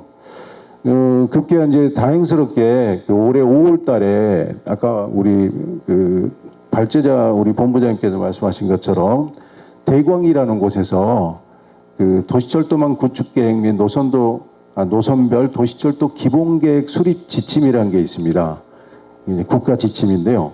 그게 개정을 해서 기존 노선의 혼잡도에 미치는 영향 분석과 함께 그 운행 방식, 직결이냐 환승이냐까지도 사전에 본선 구간인 서울시와 협의하도록 의무화를 시켰습니다. 이제 그리고 또 하나가 연장선 그러니까 별내의 그 6개역, 5개역 그리고 서울시에 있는 암사 역사공원부터의 본선 구간 그 두 구간에 그 연장 수요가 적은 경우에 연장 수요가 크게 적은 경우에는 환승 방식으로 하도록 그러니까 사람들이 그렇게 많지 않기 때문에 서로 부딪힘이 이동의 부딪힘이 없기 때문에 환승 방식으로 해야 된다는 거죠. 돈이 좀 덜 더 들어가더라도 좀 그런 부분이 있고요. 또 이제 가장 중요한 게 일단 대광이 그 지침에 의하면은 그 혼잡을 유발시키는 입장에서 그 원인자 부담이라서 원인자 부담 원칙을 명시를 해놨어요 이번에는. 그래서 앞으로 연장되는 부분에 있어서는 그게 적용이 될 걸로 저희도 기대를 하고요. 저희와 협의할 때 연장 부분에 대해서 협의할 때 그 부분에 대해서 서울 시민의 입장, 서울시의 입장을 어필을 할 거고요. 관찰을 하려고 노력을 하겠습니다. 그래서 앞으로도 저희가 생각할 때는 그런 연장 노선들이 많이 계획되어 있는데 그 계획 단계에서부터 그런 예방적 측면에 건설이 이루어져야 된다고 보고요. 이번에 그 별내선처럼 사후적으로 이렇게 긴급 대응책을 추진하는 것은 항구적인 대책이 아니라고 저희도 보고 있습니다. 그래서 이제 아까 뭐 서두에 말씀드렸지만 저희 도시철도과는 건설 이후에 그 운영에 가는 부분을 담고 있는 부서인데요. 저도 다른 업무를 하면서 느꼈지만 그 계획 단계, 그 계획을 수립함에 있어서 예방적 측면을 이게 중요하다고 저도 생각이 들고요. 그 아시겠지만 그 지하철 공간이라는 게 지하에 건설이 되기 때문에 나중에 운영 단계에서 그걸 확장한다거나 뭐 이렇게 증축한다거나 차를 늘린다는 게 상당히 제한적입니다. 그래서 겨우겨우 한 2대, 3대 이 정도 투입을 시킬 수 있는 제약이 좀 있습니다. 그래서 계획 단계에 그런 고민들이 충분히 있어야 될 것 같고 서울시 입장에서는 그런 어필을 하고 서로 관철시킬 수 있는 기회를 갖게 될 것 같고요. 지난 그 8월 개통 이후에 저희 지금도 우리 교통공사 우리 직원분들이 현장에서 강동구 구청 공무원들과 함께 모니터링을 계속 하고 있고요. 앞으로도 그 저희가 추가 대책으로 아까 그 우리 본부장님께서 말씀하셨지만은 증차가 사실은 지금 현재로서는 가장 최선책입니다. 공간을 넓히는 것은 막대한 예산이 들어가기 때문에 어렵고 증차를 좀 최대한 지금 8호선이 4분 30초 간격으로 배차가 될 겁니다. 이제 기술적으로 그 한 2분 30초, 3분 정도 선까지는 단축을 시킬 수 있는 기술적인 게 있대요. 그래서 그런 부분에서 아직 좀 증차를 할 수 있는 여유는 좀 있을 것 같고요. 그래서 저희도 지금 서울시에서 증차에 가장 초점을 맞춰서 지금 검토를 하고 있고요. 일단은 그리고 이제 그 증차하다 보면 사실은 돈도 들어갑니다. 차를 사야 되기 때문에 또 다른 방법으로 그런 것들을 절감하기 위해서 기존에 아직도 내구 현안이 충분한 지하철이 많이 있습니다. 그리고 새 차가 계속 투입이 되고 있기 때문에 그 시기에 맞춰서 기존 그 아직 충분히 쓸 수 있는 차량을 간단히 정확하게 정밀 진단해서 좀 더 늘려서 사용하고 바로 이어 새 차를 투입하고 그런 과정 속에서 증차는 좀 더 할 수 있을 것 같고요.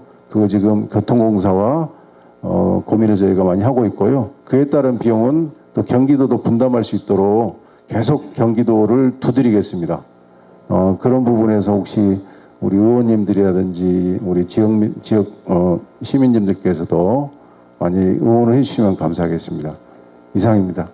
사실 제가 2년 전에 우리 도시철도과와 교통정책과와 함께 회의를 할 때 경기도와 좀 이야기를 해야 한다. 이건 서울시 혼자서 할 수 있는 부분이 아니다라고 했는데 경기도가 끝까지 묵묵부답으로 일관하고 있었습니다. 현재는 사실 이 안건은 대광위로 넘어가서 이제 경기도가 이제 대광위가 주는 결론대로 움직일 가능성이 높습니다. 그래서 그 부분에 있어서 좀 희망을 걸어봐야 될 것 같고요.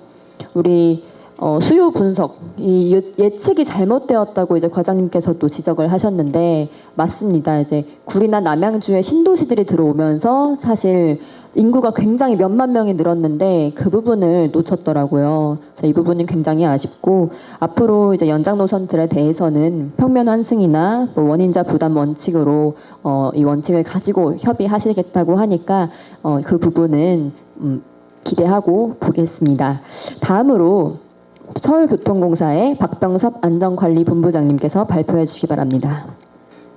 제가 좀 말씀드릴 거는 그 별내선 개통과 관련해서 완화 대책에 대해서 말씀드리는 건데요.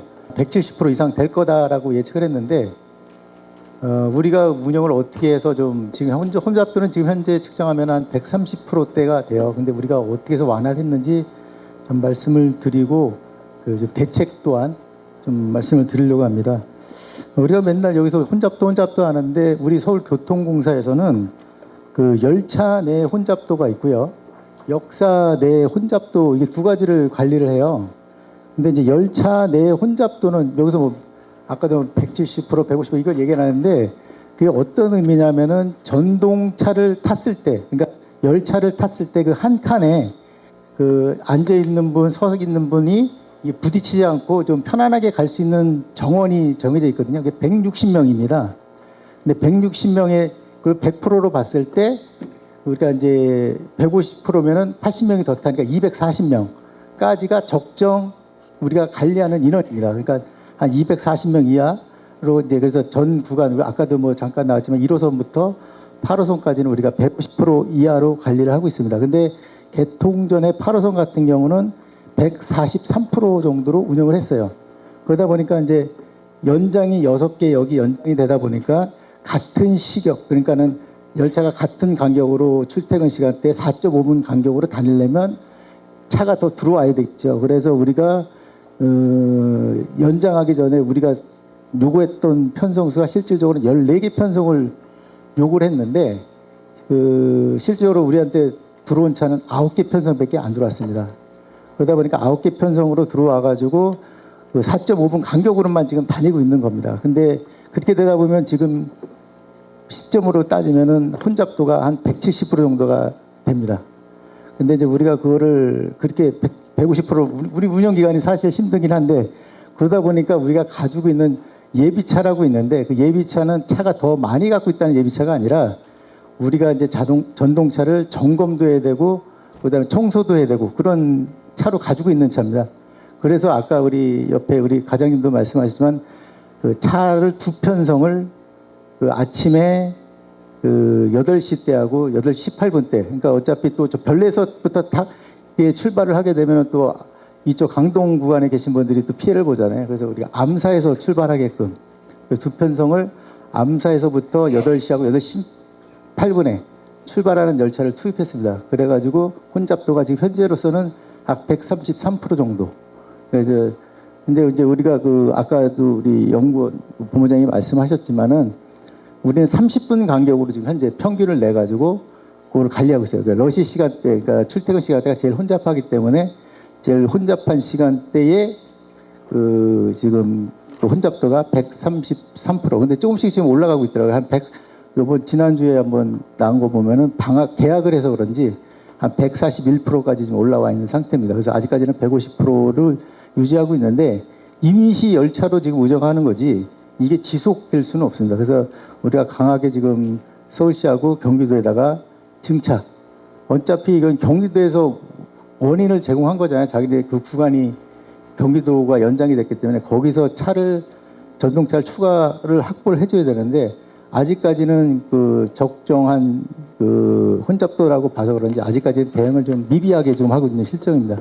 그래서 서울시하고 우리 서울교통공사하고 계속 강하게 지금 요구하고 있는 중이고요. 그다음에 열차 내 잠시만 물 한 모금 먹겠습니다.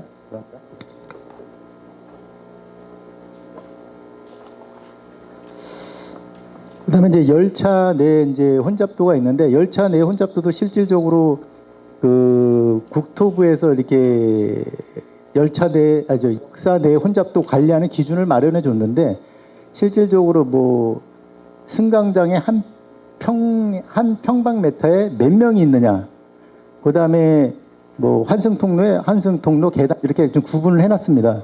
그래서 뭐 승강장에는 한 평방미터에 뭐 4명, 그다음에 뭐 환승통로에는 뭐 2.6명, 뭐 그다음에 계단 1.8명 이런 정의만 있지 특별하게 그 관리하고 어떻게 관리할 혼잡도 이런 기준이 없다 보니까 요번에 이제 8월 며칠 날 다시 이제 그 측정 방법이 새로 내려왔습니다. 왜냐하면 사람은 열차 내에는 고정된 인원이지만 승강장에 사람이 이동하는 거다 보니까 사람이 그 이동하는 속도 그것까지도 다 감안을 해서 이렇게 혼잡도가 개선이 돼야 되는데 그런 게 좀 미비했던 것 같습니다. 그래서 이제 그런 것까지 감안해 가지고 우리가 지금 다시 혼잡도를 역사 내 혼잡도를 지금 그 다시 측정을 하고 있고요. 그래서 지금 현재 우리가 역사 내 지금 그 혼잡도 완화를 위해서 우리가 아까 우리 과장님도 잠깐 얘기했지만 그 개통과 동시에 우리가 안전요원이라고 해가지고 한 120명 정도를 투입했습니다. 투입해가지고 오고 가는 사람들이 겹치지 않도록 그 동선을 좀 구분해 줘가지고 역사 내 혼잡도 좀 완화를 시켰고요. 그다음에 이제 그 다니다 보면 또 지작물들이 많이 있습니다. 뭐 의자라든가 자판기라든가 아니면 각종 시설물들이 매점도 또 동선에 방해가 되기 때문에 그런 걸 다 이전 설치해가지고 역사 내 혼잡도도 좀 완화를 했고 아직까지도 큰 불편이 없는 거로 이렇게 좀 파악이 되고 있습니다. 그래서 또 천호역 같은 데는 또 뭐 그 계단 내려가는 데를 좀 이렇게 슬라브를 얹어가지고 그 공간을 좀 확보를 했고 그다음에 이제 잠실역 같은 경우가 사실 이번에 언론에도 많이 나왔지만 독도 모형물을 철거했다 그래가지고 뭐 그런 얘기가 나왔었는데 실질적으로 그 잠실역 같은 경우는 그 독도 모형물이 바로 5호선하고 8호선하고 환승되는데 그 앞에 딱 막혀 있어요. 그래서 그거를 철거해야지 그 승객들이 자유롭게 통로를 이용할 수 있기 때문에 철거를 했고 대신 그걸 철거한 거를 그 화상 모니터로 실시간 독도가 영상이 되게끔 벽에다가 모니터를 설치해서 그런 식으로 좀 했습니다.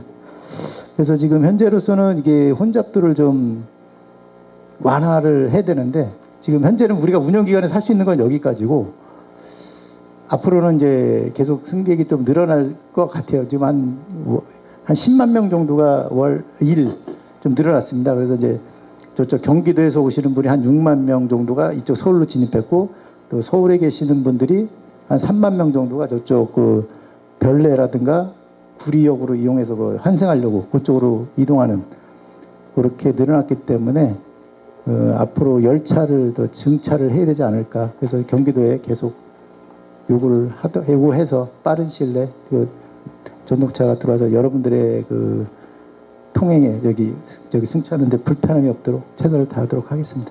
수고하셨습니다. 아무래도 운영기관에 고충이 좀 있으실 것 같습니다. 그 열차 혼잡도뿐만 아니라 역사 내 혼잡도도 굉장히 지금 핫하거든요. 다들 아시겠지만 천호역 환승해 보셨죠, 우리 주민분들. 천호역 보면은 압사당할 것 같고 저도 가보면은 앞에 움직이지도 않고 이러는데 그 부분도 이게 구조적인 좀 한계가 있다 보니까 조금 어렵습니다. 우리 교통공사에서 계속해서 좀 신경 많이 써주시길 당부드리겠습니다. 다음으로 서울연구원 김승준 선임연구위원님 발표해 주시기 바랍니다. 예, 안녕하세요. 서울연구원 김승준입니다. 그 의원님 저걸 받고 보면서 좀 여러 가지 생각을 해봤는데요. 뭐 실제 서울시에서 담당을 하시고 또 운영을 담당하시는 교통공사에서 이제 말씀을 많이 해주셨고요. 저는 이제 조금 뭐 실행 방안에 대해서는 이쪽 분들께서 하실 것 같고. 사실 저도 이제 이런 토론회도 한두 번 좀 유사한 혼잡도와 관련된 부분 간 적이 있었는데요. 실제로 이제 종점이었던 부분이 연장이 되게 되면 좀 편하게 이용하시던 주민들이 어쩔 수 없이 좀 혼잡에 시달리고 또 과거에는 좀 앉아 가시기도 했었는데 이제 뭐 그럴 수 있는 기회가 없기 때문에 많이 힘들어 하셨던 그런 지역들도 상당히 있습니다. 근데 이제 서울시 지하철을 보시면 그 녹색깔 그 순환선인 2호선을 제외하고 모든 노선들이 지금 외곽으로 연장을 됐거나 뭐 될 수밖에 없는 그런 상황입니다. 그래서 뭐 아시겠지만 많은 신도시들이 서울 주변으로 생기고 있어서 사실은 그거를 거부하고 뭐 연장이 안 된다 이렇게 하기에는 좀 어려운 상황이고요. 그래서 이제 그 부분에 대해서는 어쩔 수 없이 그 주민들께 조금은 뭐 이해를 해주시는 그런 부분이 어쩔 수 없다고 생각이 되고요. 그런데도 불구하고 이게 이제 정도 이상으로 혼잡하다면 뭐 빨리 대책을 세워서 그나마 같이 이용할 수 있는 환경을 만들어야 되는데 그 9호선 같은 경우도 뭐 유명했었습니다. 저희가 이제 옛날에는 이제 다 아시겠지만 2호선 신도림역 뭐 이게 대표적이었고 그 다음에 이제 2010년대에는 이제 당산역 뭐 9호선 뭐 이런 게 대표적이었는데 그 9호선 이용해 보시면 시설이 이제 큽니다. 근데도 이제 열차가 작았는데 그러면 왜 크게 이용을 못했느냐? 그 당시에 이제 열차 발주도 좀 지연이 됐고 사실은 누구도 돈을 내려고 하지 않았기 때문에 뭐 그게 사실 이유입니다. 그래서 이제 8호선 같은 경우도 이제 개통은 한 달밖에 안 됐고 반면에 이제 많은 뭐 신도시들이 쭉쭉 있기 때문에 별내, 다산 뭐 많지 않습니까? 그러다 보니까 나중에 늘어날 소지도 있기 때문에 늘어난다면 결국은 누군가 돈을 내서 뭐 열차를 더 추가적으로 구매해서 운행하는 것밖에 없는데 이제 아까 이제 발표자께서 말씀하셨지만 이제 저희는 사실은 이제 건설에는 관심이 많죠. 건설을 하게 되면 일단 개통이 되고 사실 부동산에도 영향을 미치고 뭐 이렇기 때문에 건설에는 관심이 많은데 운영할 때 혼잡한 거에 대해서는 별로 이제 관심을 갖지 않습니다. 그리고 아니면 뭐 그냥 참고 다녀야지 뭐 약간 이런 게 많은데 실제 이제 이 사업 이 그러니까 여러 가지 연장 형태가 있는데 8호선 연장 같은 경우는 사실 신도시를 많이 끼고 있고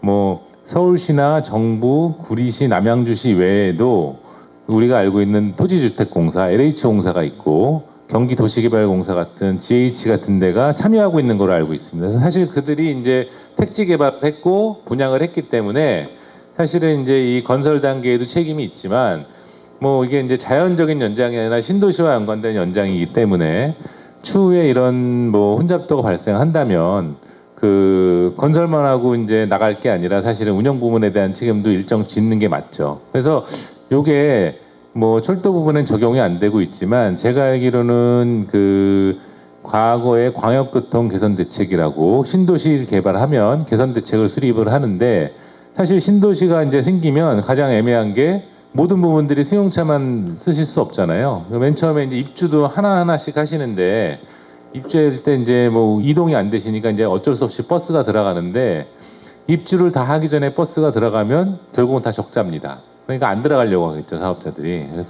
그래서 최근에는 어떤 일이 있었냐면 그 신도시를 개발하는 LH라든지 뭐 서울시도 마찬가지입니다. 뭐 SH든 LH든 그 신도시에 대해서 한 5년인가 3년 동안 버스 운행 비용을 보장하라는 그런 계획이 있거든요. 그래서 동일 논리가 적용이 된다면 사실은 이제 8호선의 경우도 건설하면 끝 이게 아니라 이제 많은 사람들이 이용을 하게 돼서 혼잡도가 올라간다면 뭐 열차가 추가적으로 필요하다면 당연히 그 신도시 개발에 참여했고 그 원인자 부담 원칙도 말씀하셨기 때문에 그런 입장에 있는 분들이 최소한의 어떤 열차 증편이라든지 이런 부분에 대해서 뭐 담당하는 게 사실 우리의 그 어떤 뭐 일반적이고 상식적인 부분에서는 좀 뭐 타당하다고 생각을 하고요. 뭐 서울시에서도 그렇게 노력을 하신다고 하셨기 때문에 뭐 경기도는 또 입장이 다르실 겁니다. 왜냐하면 이제 비용을 지출해야 되기 때문에 근데 그게 가장 타당한 그런 방법이 아닐까 생각됩니다. 예. 노선만 개통되면 땡이다 이런 생각을 하고 건설을 하고 나면은 손을 놔버리는 게 대부분이거든요. 그래서 교통공사가 왜 고충을 겪냐면 그 운영을 그냥 다 떠안기 때문이에요. 네, 이렇게 좋은 말씀 해주셔서 감사합니다. 이 8호선 연장에 참여했던 사업 주체들이 있을 텐데 그 주체들이 이 부분에 대해서 같이 책임을 져야 하는 것 아닌가라는 새로운 시각에서 또 알게 되었습니다.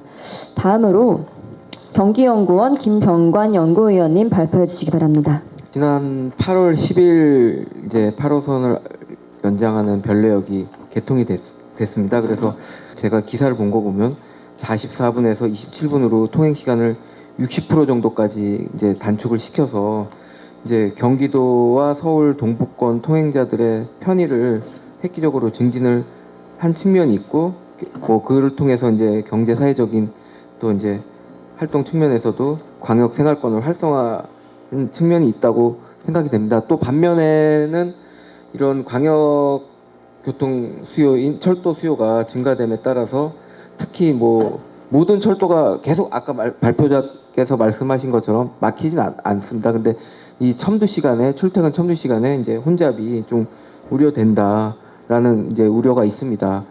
저는 이번에 좀 이런 측면에서 좀 뭘 논의할까 좀 고민을 하다가 철도가 이제 혼잡도 증가라는 이런 좀 안 좋은 부의 효과도 있지만 이제 또 다른 측면에 또 효과가 또 존재할 수 있다. 이런 것도 좀 고려할 필요가 있지 않을까라고 좀 생각이 들었습니다. 또 그런 측면에서 좀 말씀드리고 싶고요. 아까 말씀드린 것처럼 이제 원인자 측면에서 당연히 뭐 경기도, 구리, 남양주 시민의 비중이 일정 부분 있을 수밖에 없다라고 생각을 합니다. 근데 이런 측면에서 이제 앞으로 뭐 고려가 될 필요는 있는데 이런 거를 정확하게 이제 뭐 정량하기는 굉장히 어려울 거다. 일부 이제 구간에 이제 승객 수요를 가지고 이게 어느 지역 사람이냐 이렇게 판별하기도 쉽지 않고, 그러니까 이런 게 정량하기도 굉장히 어렵다. 그리고 이런 경기도에서 서울로 가는 일방향 통행만이 있는 게 아니라 서울에서 경기도로 가는 아까 말씀해 준 것처럼 10만에서 6만은 경기도, 3만에서 4만은 이제 서울에서 경기도로 간다. 근데 이걸 어느 구간에서 어느 수요를 가지고 이 비중을 원인자 부담을 어떻게 고려할지 이런 기준을 정하기는 굉장히 어려울 거다. 그래서 이런 것들을 합의하는 데는 굉장히 많은 좀 논의가 좀 필요하다라고 생각이 들고요. 그리고 또 두 번째로는 이제 철도가 생김으로써 철도 통행량이 증가했지만 이 철도 통행 말고 이제 경기도의 서울 간의 광역 통행 이런 수요는 철도가 생김으로써 새로 생긴 유발 수요도 일정 부분 있지만 기존에 있던 교통 수요가 굉장히 큰 부분을 차지하고 있다라고 할 수 있습니다. 그래서 철도가 없었다면 이 사람들은 버스나 승용차를 타고 경기도에서 서울로 통행을 했을 겁니다. 이 사람들이 그래도 아무리 발표해 주신 것처럼 그래도 친환경 수단인 철도로 전환을 했기 때문에 전체적인 이제 혼잡을 제외한 교통 네트워크 측면에서의 이런 환경 비용이나 혼잡 비용 측면에서는 뭐 서울만이 아니라 경기도 이 수도권의 그런 네트워크 측면의 효과는 더 크다. 그러니까 그런 측면도 좀 고려할 긍정적인 효과도 고려할 필요가 있다라는 것이고요. 세 번째로는 아까 또 발표자분께서 말씀해 주셨지만 서울 인구가 2016년에 1000만이 넘다가 그다음부터 줄어서 2023년에 930만이에요. 그리고 경기도는 지금 1363만 명으로 증가를 했거든요. 근데 이런 현상은 앞으로도 계속 증가를 할 겁니다. 제가 통계를 봤을 때 경기도의 인구는 연간 5%로 증가를 하고 있고 서울은 연간 2% 비율로 감소를 하고 있거든요. 그리고 또 경기도에서 서울로 출근하는 통행량이 2019년도 기준으로 한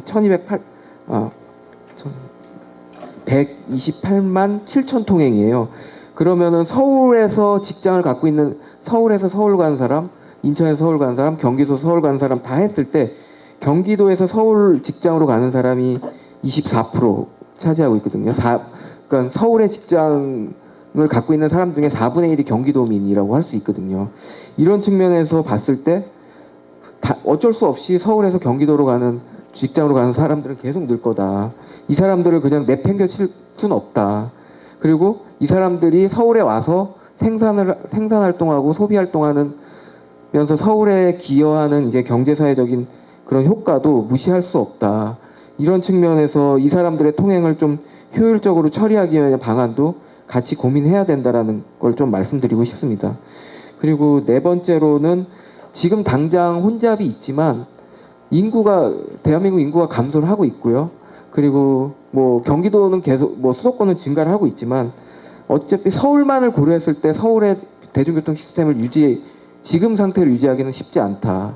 그럼 점점 미래를 봤을 때 그 대중교통의 수익성은 계속 감소할 거고 그런 측면으로 봤을 때 장래에 안정적인 뭐 철도를 포함한 대중교통 시스템을 고려할 때는 수도권 이용객 전반을 대상으로 좀 고려해야 된다라는 것을 좀 말씀드리고 싶습니다.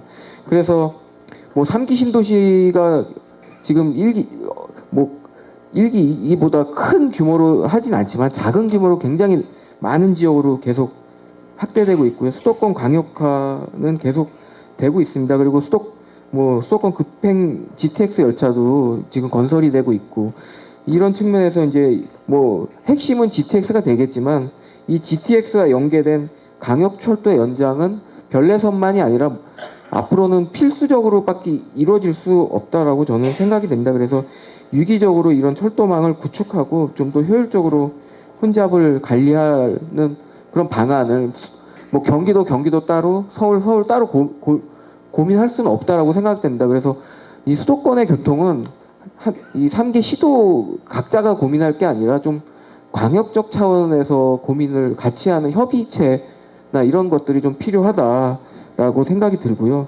뭐 혼잡을 관리하는 방안은 이제 아까 말씀하신 것처럼 철도 시설 구축에서 좀 더 우리가 여유를 갖고 좀 고민할 필요가 있고 열차 운행 계획을 좀 더 탄력적으로 수립하는 방안이 좀 필요하다.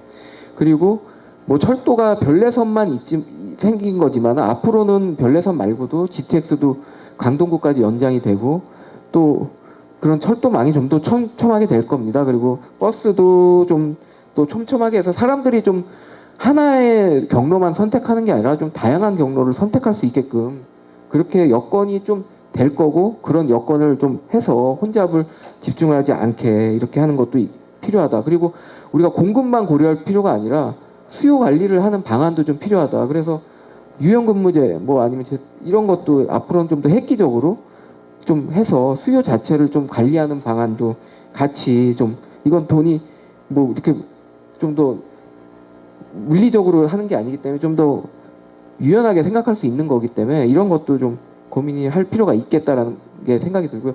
그리고 아까 요거 한마디 드리고 싶은데 환승 측면에서 저는 이것도 위험한 생각이라고 예를 들어서 물이 잘 막히든 안 막히든 물이 흘러가고 있는데 댐을 막아서 물을 막아 거랑 똑같다. 사람들을 거기서 한꺼번에 내리게 해서 사람을 모아놨다가 탁 터트리면은 오히려 더 위험한 상황이 발생할 수 있다. 혼잡을 더 가중시킬 수 있다라는 우려가 좀 되고 철도라는 게 철도의 속도가 환승을 통해서 굉장히 많이 감소되거든요. 그래서 최대한 환승을 덜 하게끔 해야지 환승을 하게끔 한다면 건설에서 우리가 얻었던 통행시간 절감 효과를 완전히 다 무너뜨리는 철도의 그런 장점을 없애는 거기 때문에 저는 그러니까 만약에 열차의 뭐 시스템이 다르다. 얘는 트램이고 얘는 도시철 중절철이고 이게 달라서 환승을 필수적으로 할 수밖에 없다라면은 이게 평면 환승이 돼야 되지만 평면 환승을 굳이 하지 않아도 되는 시스템을 갖고 있는데 이걸 하게끔 만드는 거는 좀 더 심각하게 고민할 필요가 있다라는 걸 좀 말씀드리고 싶습니다. 이상입니다. 아무래도 광역철도 연장은 불가피하고 또 이게 아무래도 경기도권으로 인구 이동이 많다 보니까 어쩔 수 없다. 이거는 필수적이다. 또 긍정적인 효과 이런 것도 많이 말씀을 해주셨습니다. 네, 이것은 저도 공감을 하는 바입니다. 하지만 이것이 될 때 철도 시설을 구축하거나 했을 때 혼잡도 예측, 그러니까 먼저 수요 예측을 제대로 하고 또 8호선은 이 부분이 좀 아쉬운데요. 용량이라서 이게 판량으로 되지가 않잖아요. 아무래도. 그래서 이 공간적인 부분이 조금 아쉽습니다. 그리고 수요 관리 방안도 같이 말씀을 해주셨는데 좋은 말씀 감사드리고 평면 환승 같은 경우에는 아무래도 서울시와 경기도에 약간 의견 차이가 있을 것 같습니다. 서울 시민들은 우리는 그럼 탈 수가 없다 이러면서 평면 환승을 원하고 있고 또 경기도 같은 경우는 그냥 쭉 가고 싶은데 왜 내렸다 타라고 하냐 이러면서 의견 차이가 있을 것 같습니다. 이 부분에 대해서는 앞으로 계속해서 논의가 이루어지면 좋겠습니다. 일단 마지막으로 오래 기다리셨습니다. 우리 강동 현대 홈타운의 박종우 입주자 대표 회장님 발표해 주시기 바랍니다. 토론자로 참석하게 되어 매우 뜻깊게 생각하고 있습니다. 토론회를 주관해 주신 김혜지 의원님께도 지역 주민을 대표하여 감사 인사드립니다. 8호선의 혼잡도 증가 문제에 대해 주민들의 목소리를 전달하고자 합니다. 벨레선 연장개통 구간 중 유일한 서울의 신설역인 암사역사공원역 인근 지역 주민들은 벨레선 개통에 현재 기대와 우려가 공존하고 있는 상황입니다. 지난 4월 지역 주민 4,201명의 서명을 받아 서울시 의회에 열차 증원 청원을 제출하였고 벨레선 개통식 당일에는 약 150명의 지역 주민들이 평일임에도 불구하고 암사역사공원역 앞에 모여 안전한 이용을 위한 혼잡도 개선을 요구하는 집회를 진행했었습니다. 기존에도 5호선 하남 연장 개통으로 인해 강동구의 지역 주민분들은 고통을 겪고 있었습니다. 5호선 강동구뿐만 아니라 8호선 또한 천호역을 통하여 5호선에서 8호선으로 환승하는 많은 승객들로 인해 잠실역까지 높은 혼잡률을 보이고 있었으며 벨레선 개통 이후에는 출발역인 별내역부터 경기 북부 이용객들이 신규 유입되며 남양주 구간을 지나고 구립 구간을 지나면서 혼잡도가 급격히 증가하고 있습니다. 이미 서울 구간 진입 전 휴대전화 사용이 어려울 정도로 혼잡한 상황이 빈번하게 발생하고 있습니다. 이와 같이 기존 8호선의 높은 혼잡도에 벨레선 개통으로 추가 유입된 승객들로 인해 혼잡도는 더욱더 심화되었다고 볼 수 있습니다. 벨레선은 기본 계획 당시부터 지금까지 많은 변화가 있었습니다. 당시 경기 북부에 새로 조성된 벨레 신도시 외에도 이후 다산 신도시, 왕숙지구, 갈매지구 등 경기 북부 인구가 크게 증가했습니다. 이러한 변화된 여건에 따라 수요 예측을 수정하고 대비할 수 있었음에도 불구하고 왜 이를 반영하지 못하였는지 묻고 싶습니다. 저는 지금 이 시점에서야 개선 방안을 논의하는 것 자체가 안타깝고 우리 사회는 종종 사건이 발생하고 난 후에 해결책을 모색하는 모습을 보이고 있다고 생각합니다. 지역 주민들은 이번 상황을 제2의 김포 골드라인이 될 것이라 우려하며 2022년 발생한 이태원 참사를 겪고도 혼잡도 개선에 대한 실질적인 변화가 체감되지 않는다고 말하고 있습니다. 8호선은 다른 노선들과 달리 6양으로 열차 구성 및 플랫폼이 설계되어 있어 수송 인원에 한계가 있습니다.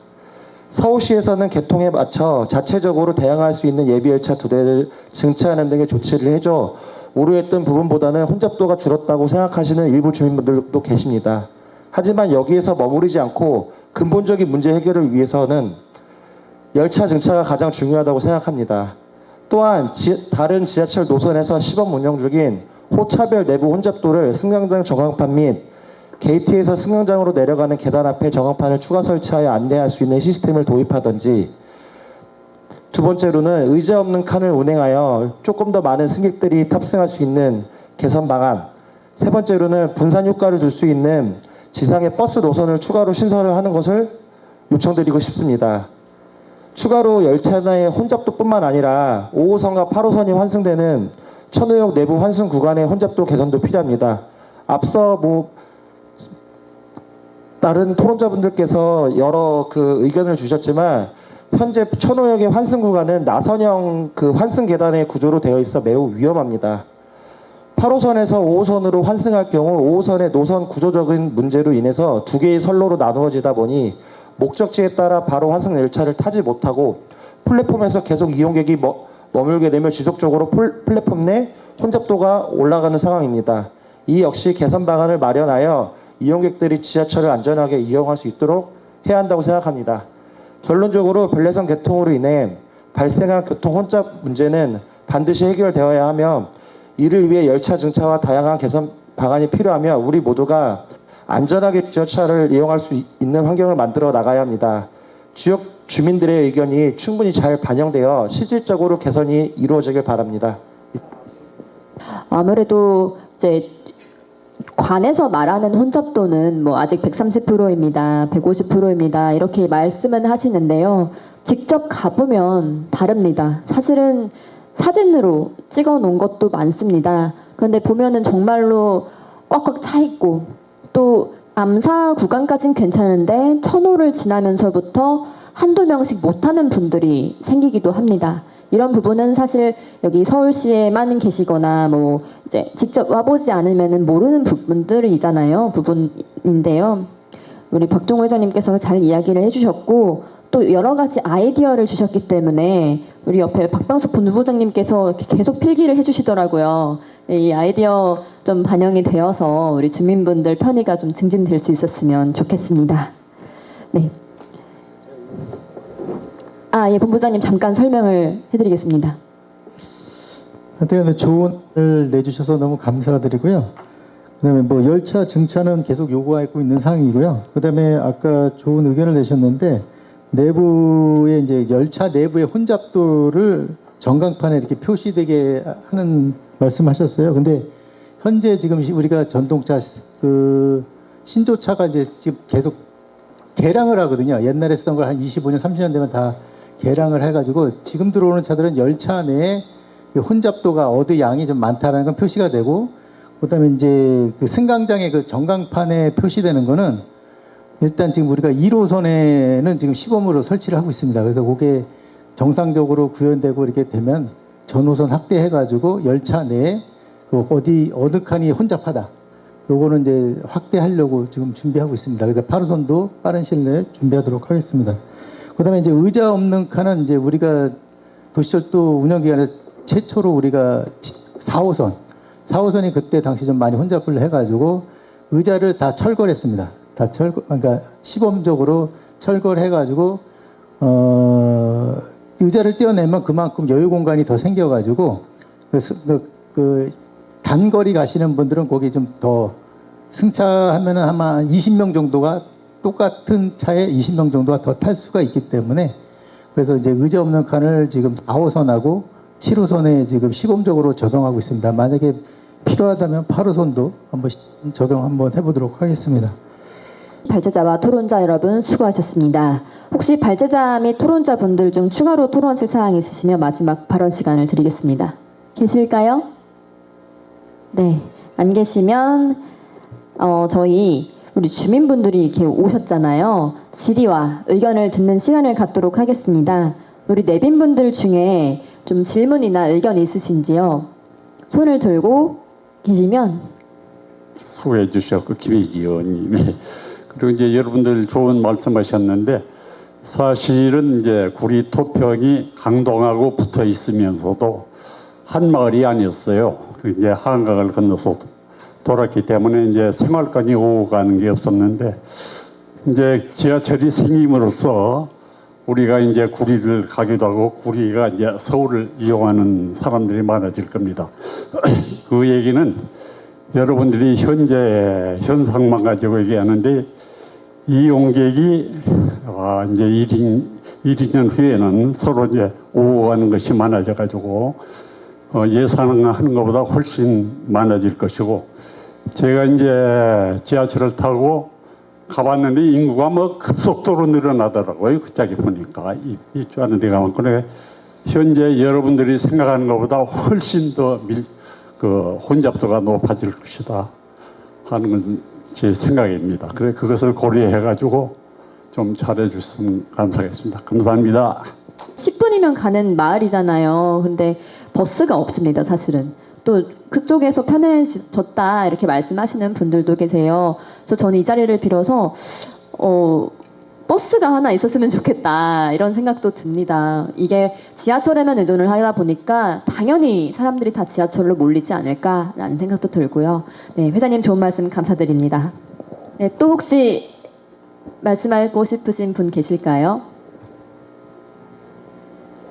네, 없으시면 이상으로 별내선 개통에 따른 혼잡도 개선 방안 모색을 위한 토론회를 모두 마치도록 하겠습니다. 귀중한 자리에 함께해 주신 발제자와 토론자 여러분, 내빈 여러분 감사드립니다.